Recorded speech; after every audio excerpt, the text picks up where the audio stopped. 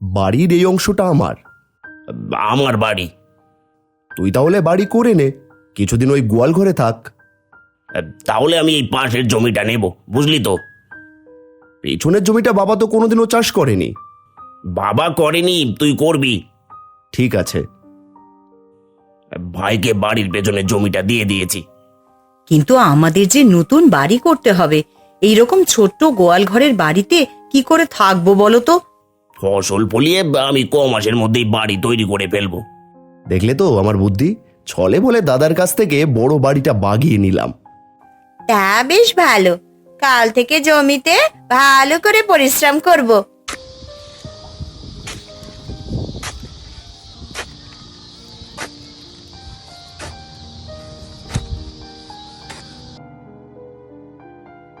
জমিটা যেন একটু বেশি গরম।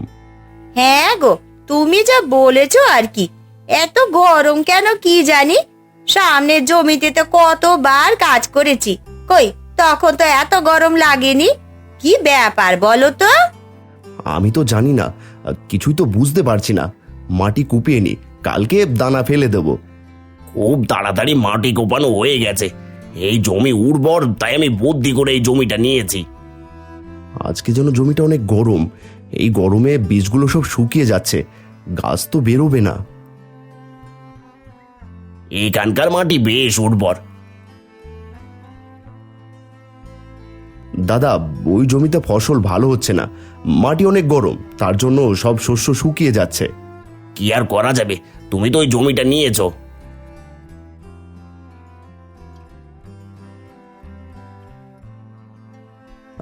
এবার তাহলে কি হবে? এটা তোমার দাদার ছল চাতুরি। আমি দেখব ওই মাটির তলায় কি আছে যার জন্য মাটি এত গরম।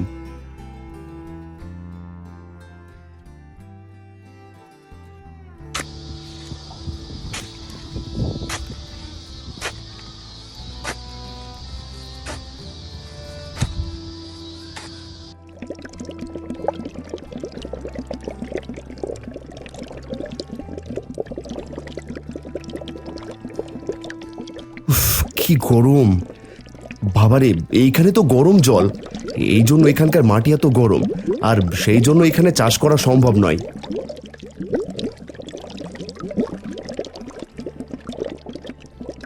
এবার আমাদের কি হবে? আমরা কি করে খাবো? দাদা জানতো তাই এই জমিটা দিয়ে দিল। দাঁড়াও দাঁড়াও, আমাকে একটু ভাবতে দাও তো। আমি অনেক আগে থেকেই জানতাম ওই জমিতে ফসল কোনোদিনই ফলবে না। তোমার দাদাটা এক নম্বরের হতচ্ছাড়া, আমাদের সুযোগ বুঝে খারাপ জমি দিয়েছে। এই কদিন ধরে পরিশ্রম করে করে না গা হাত পাটা বেশ ব্যথা হয়ে গেছে। এখন একটু গরম জল পেলে বেশ ভালোই হতো। পেছনের গর্ততেই তো গরম জল আছে, সারাক্ষণ ফুটছে। দাঁড়াও নিয়ে আসি, আমারও হাত পা ভীষণ ব্যথা। আমি একটা উপায় পেয়েছি। নিয়ে যাও নিয়ে যাও, এ সকলেই গরম জল নিয়ে যাও গো। ব্যথা বেদনার একমাত্র ঔষধ, লাগালেই গায়ের ব্যথা অন্তর হয়ে যাবে, সহজে রান্নাও করতে পারবে। নিয়ে যাও নিয়ে যাও।